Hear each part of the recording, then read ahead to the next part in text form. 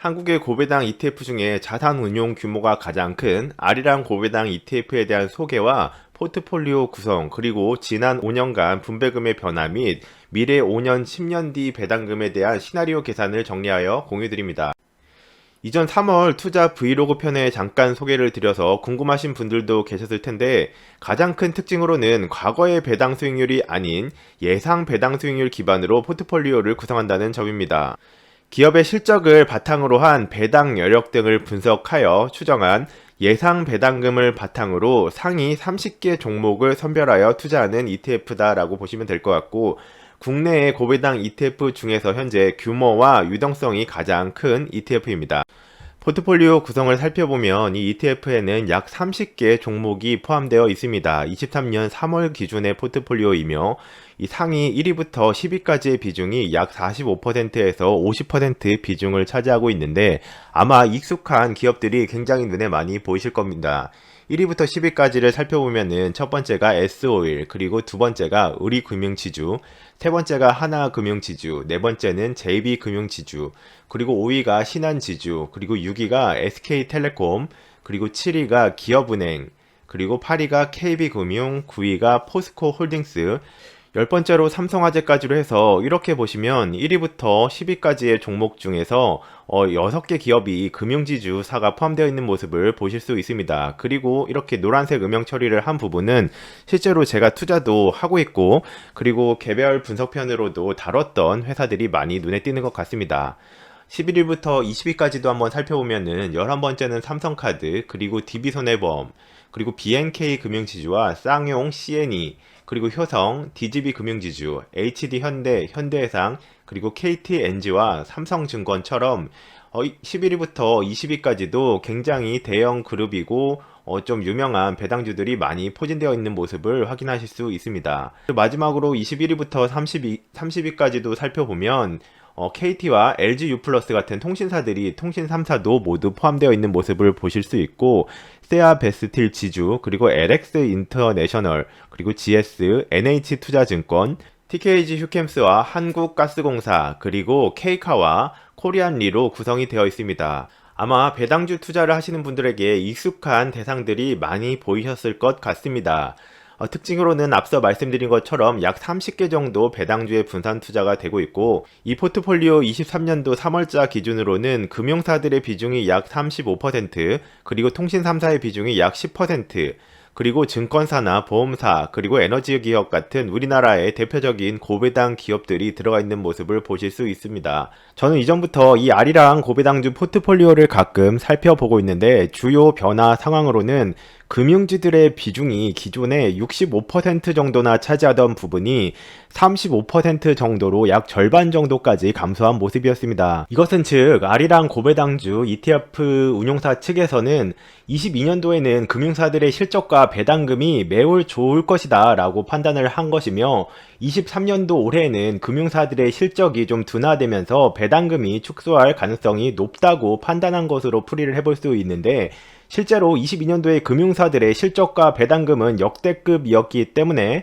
상당히 잘 맞췄다라고도 해석을 할 수 있을 것 같습니다. 이 아리랑 고배당주의 5년간 분배금 지급 이력을 살펴보면, 이 아리랑 고배당주는 18년도에는 분배금을 500원 지급하던 것이 19년도에는 530원, 20년도에는 코로나 때문에 470원으로 소폭 감소했다가 21년도에는 590원, 그리고 22년도에는 680원으로 분배금이 증가하면서 약 35% 증가율을 5년간 보였습니다. 이 분배금의 증가는 아리랑 고배당주가 선택한 약 30개, 포트폴리오에 30개 정도 배당주들이 이렇게 편입되어 있었는데, 30개 회사들에서 실제로 배당금을 증액한 것을 이제 취합해서 분배금으로 지급하고 있다라고 보시면 될 것 같기 때문에 18년도부터 꾸준하게 이렇게 분배금이 증가되도록 잘 운영이 되고 있다라고 풀이가 될 것 같습니다. 이 아리랑 고배당주의 분배금 지급 기준일, 배당주에서는 배당락이라고 하죠. 이 배당락은 4월 말일자 기준입니다. 대부분이 4월 29일에서 30일 정도로 이제 배당락, 분배금 지급 기준일이 결정되고 있다라고 보시면 될 것 같고요.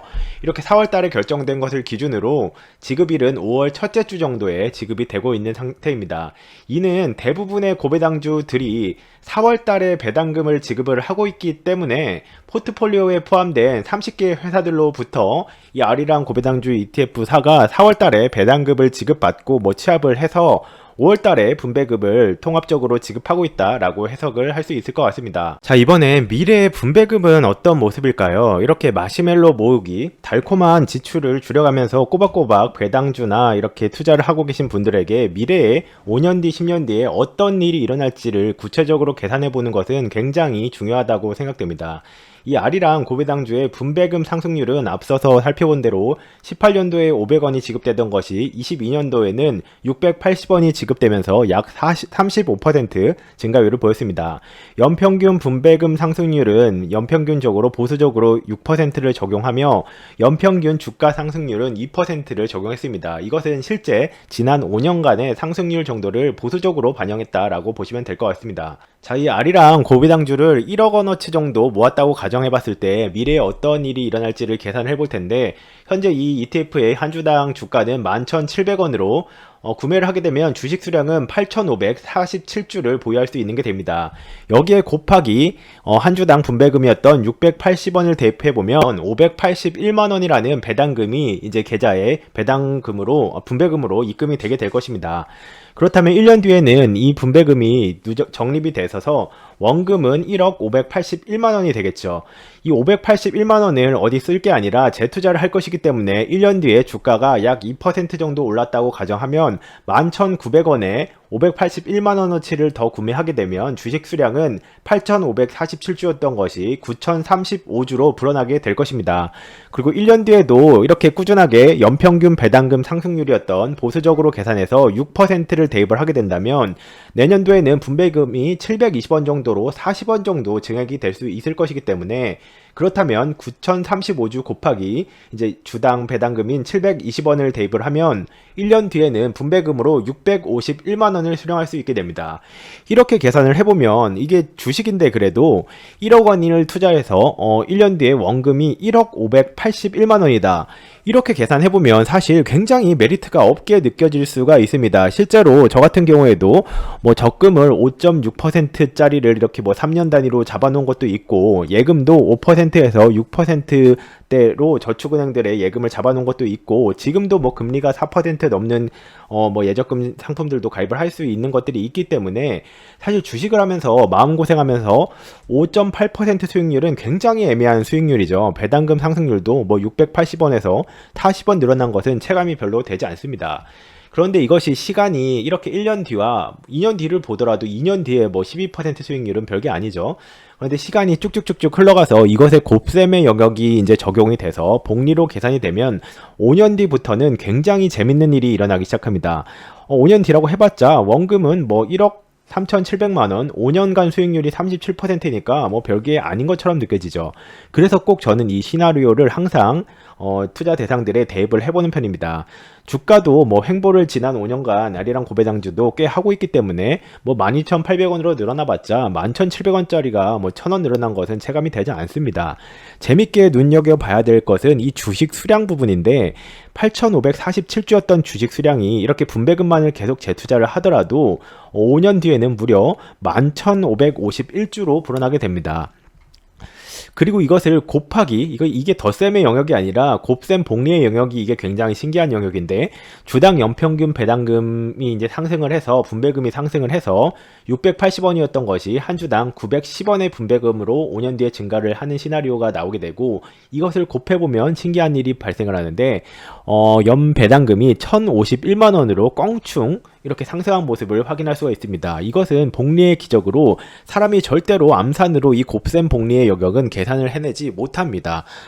그리고 더 신기한 것은 20년, 30년 뒤의 얘기가 아니라 10년까지만 흘러도 원금을 바라봤을 때는 이게 아무리 네이버 예적금 계산기에서 복리 수식 계산해봤자 이 배당금 시나리오에서는 이것을 볼 수가 없습니다. 원금은 2억 500만원 수준으로 증가를 했죠. 별로 체감되지 않습니다. 이 10년 단위로는 물가도 2배가 오르는데 원금이 2배 올라서 2억 정도 됐다? 이것은 별 메리트가 느껴지지 않죠. 주가에서는, 주식 영역에서는 마음고생도 많이 하고 실패할 확률도 존재하는 리스크가 있는데 그렇게 대단한 수익률이 아닙니다. 그런데 또다시 주식 수량을 보면 재미있는데 8,500주였던 것이 약 16,500주로 증가를 하게 됩니다. 그리고 주당 분배금이 680원에서 1210원으로 10년간 2배도 오르지 않은 것은 사실 굉장히 보수적인 시나리오입니다. 16,500주의 주식 수량 곱하기 1210원의 분배금을 곱하면 배당금은 무려 2천만 원으로 증가를 껑충 하게 됩니다. 그리고 이 시나리오가 사실 15년 뒤, 20년 뒤에서는 훨씬 더 비현실적인 수치가 나오는데 그것은 좀 논란의 여지가 있기 때문에 공개를 아직 하지는 않고 있습니다. 이렇게 보시면 10년 뒤에 물론 물가가 2배가 돼서 실제로는 1,000만 원 정도로 소비력이 감소를 하겠지만 예금과 적금과는 굉장한 차이점이 있다라고 해석을 할 수 있을 것 같습니다. 예를 들면은 예금의 금리나 적금의 금리가 고금리가 유지돼서 5%가 유지가 된다고 해도 이 원금 자체는 10년 뒤에도 1억 원일 것입니다. 그리고 고금리가 유지될 확률도 거의 없겠지만 5%가 유지된다고 해도 예금 이자는 계속해서 500만 원이겠죠. 그런데 원금이 이런 투자는 2억 500으로 어쨌든 증가도 하고 분배금도 알아서 매년 성장을 해주는 것이기 때문에 예금이나 적금과는 정말 굉장한 차이점이 있습니다. 이 시나리오를 보고 어떤 분들은 놀라셨을 텐데요. 와, 나도 배당주 투자를 해야겠다. 저런 배당 ETF 투자를 해야겠다. 이렇게 마음을 먹으시더라도 가장 큰 단점이자 주의할 점들이 있는데 이렇게 그래프로 해서 눈으로 시각화해서 보더라도 첫 해와 2년 뒤까지도 이게 별로 전혀 체감이 되지 않는 수준인데 엄청난 거북이 같아 보이죠. 느림표 같아 보이고 첫 해에도 5%가 고작 넘는 수익률, 이럴 바에는 예적금 특판하는 게 낫지 않나 이런 생각이 들기도 하고요. 주가가 마이너스 10%나 20%를 주식이라는 이름이 붙어있으면 갈 수 있기 때문이죠. 그리고 무려 1년이라고 하면은 금방 올 것 같지만 투자를 하신 분들은 아시겠지만 1년이라는 기간이 그렇게 짧은 시간이 아닙니다. 이 기간에 빅 이슈들이 생기면서 주가가 엄청나게 등락을 보일 수도 있기 때문이죠. 그렇게 해서 겨우겨우 12개월을 기다렸는데도 5% 조금 더 높은 분배금으로 상승을 하고 남들은 몇십 프로 수익률을 먹었다고 하는 구간들이 2년 사이에는 분명히 있을 것입니다. 다른 주식들을 하면.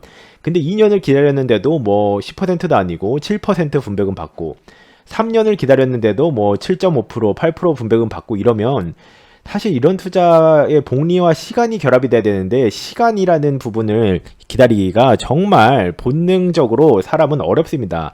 이렇게 5년간 가만히 분배금을 하나도 안 까먹고 재투자를 하면서 가만히 5년을 기다려줘야 하는데 그래야 이렇게 분배금이 1,000만 원으로 시간과 복리가 만나서 이렇게 2배로 껑충 상승하는 것을 결실을 맺을 수가 있는데 이것을 달성하는 투자자가 정말 드물다고 합니다. 그리고 10년을 기다렸을 때는 무려 2천만 원이라는 분배금으로 껑충 4배 가까이 증가를 하는 이런 시간과 복리의 마법을 만나게 되지만 생각보다 1년, 10년은커녕 1년이나 2년을 기다리기도 정작 실전에서는 굉장한 난이도를 발휘합니다.